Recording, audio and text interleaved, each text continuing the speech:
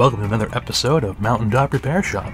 Today I'm going to be working on the Roland PG-300 Programmer for this Roland Alpha Juno. This here is a fully programmable synthesizer from 1985, and you can actually make all the adjustments in real time with this dial, all the different parameters that it has, or you can get one of these and you can just have a fader for every single adjustment that you can make in every sound, which is excellent for live play and also way easier to make sounds. But this thing right here, they have not been responding properly. We need to clean all of these pots out and see if we can get them to respond the way they're supposed to and give the exact values they're supposed to, because they're a little jumpy and they're also a little dirty too. They aren't moving so well. So we're going to take these things apart and see what we can do about cleaning this thing up, and then we'll put it back together. Let's get to tearing this thing apart and see what we can find. Alright, so here we are, the PG-300 Programmer from Roland, 1985. We'll get started by pulling 36 fader caps. I want to remove the slide pot board, so I'll need to get all of these out of the way.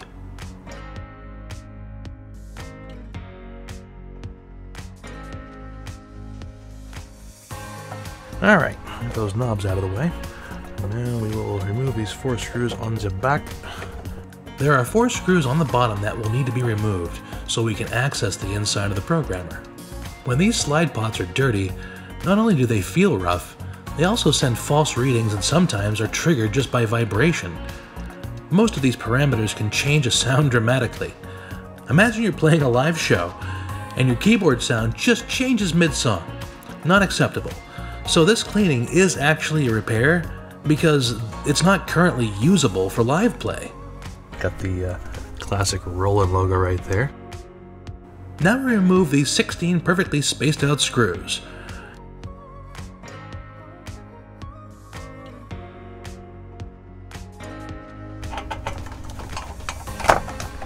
And there we go.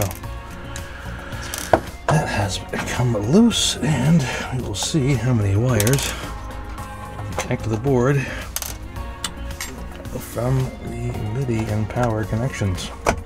Just past that, get around the edge here. We remove the board by sliding it to the side to get the LED around the metal standoff. These wires here. Alright, now this thing connects to here with these 2 connectors. We have PG-300 EEPROM. I should invest in a sheet of some old foam rubber. Remake these things because they are just ancient brittle. There's just nothing left of this. Yeah, I should get some foam rubber. There doesn't seem to be much of any dirt in there, so hopefully this will just clean them up and help them get going again. Because I don't see much of anything in there. But boy, these things don't slide too nicely, and I'd like them to. And I remember they used to. With a straw attached to the electronics cleaner, we'll spray all 36 of these slide pots and then give them some exercise. This takes a little time, but it's not nearly as involved as the Roland PG-1000, which has 56 slide pots, and we will be cleaning and repairing in a later video.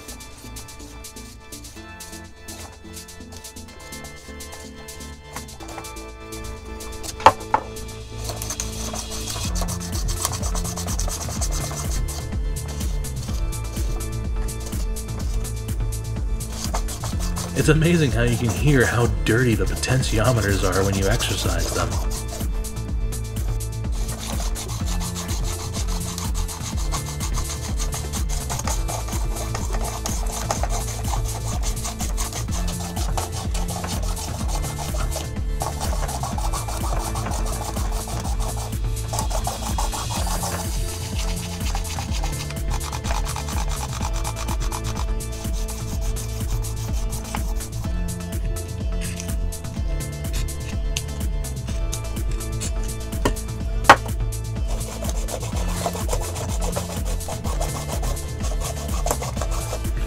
All in all, it does feel better. I'd like a Cadillac smoothness to it if I could have it. Alright, so let's flip this thing back together. onto their standoffs here that are just spot welded on. Now we can place the board back on the standoffs, remembering to get that power LED on the proper side of the top row.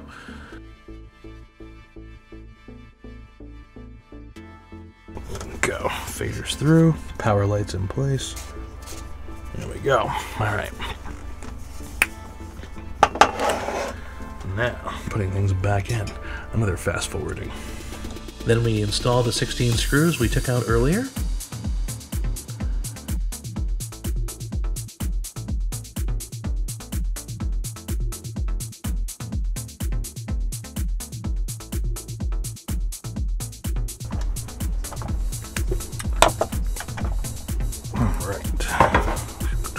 And now we have a simple bottom cover, a square, with square feet, and 4 evenly spaced out screws to hold it on.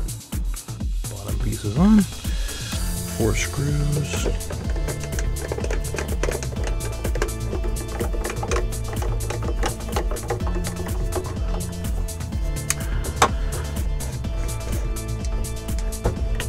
Alright, that all feels good. Let's put some caps on these things.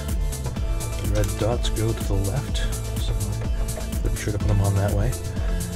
Next up, we'll have to get the Alpha Juno itself to test the functionality of this thing.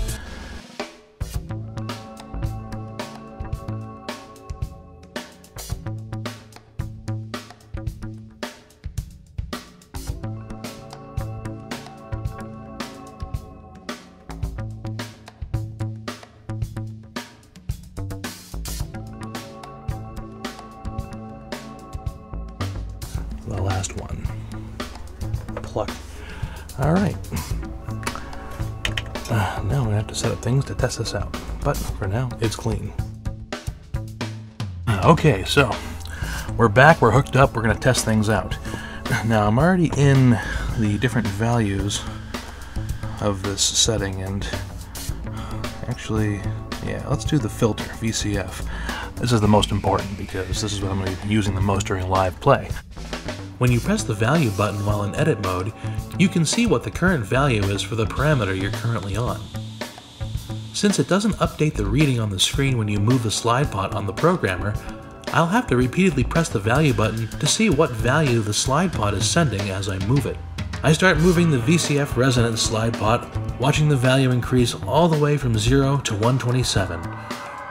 We got all the way to 127 3/4 of the way up the slide pot, and as I continued just past that point, the values became erratic.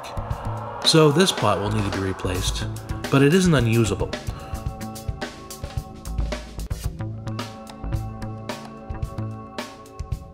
The VCF envelope tested out perfectly, 0 to 127 from the bottom to the top.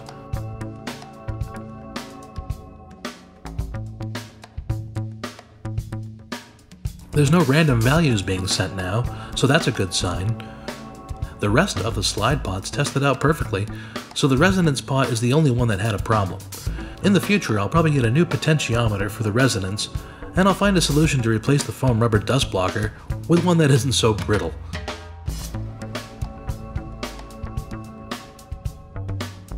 This works, and I'm pleased. We'll be able to use this during live play.